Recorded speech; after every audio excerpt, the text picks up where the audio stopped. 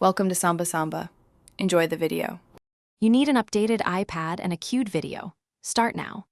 First, open YouTube or Safari and load the video you want to float. Then swipe up to reveal the dock and drag the secondary app slightly to activate split view or slide over. This creates a multitask environment where floating works. Once the second app is visible, make sure the video is ready to play, because converting it to a floating window requires the app active and the video loaded. Once done, play the video and look for the picture-in-picture icon in the player controls. Tap it to convert the video into a floating window.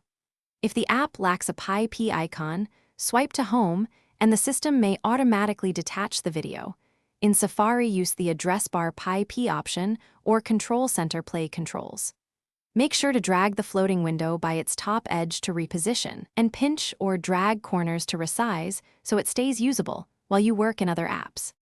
Finish by placing the floating window where it won't obscure content, and use the on-window controls to pause, close, or return to the app. If Pi-P fails, make sure Picture-in-Picture is enabled in Settings General Picture-in-Picture. Then retry with Safari, as it often supports Pi-P when apps restrict it. One key troubleshooting tip: if playback stops when switching apps, force quit YouTube and reopen, or use Safari to play the same video. This usually restores Pi-P functionality quickly. Thanks for watching. Consider subscribing if we helped you.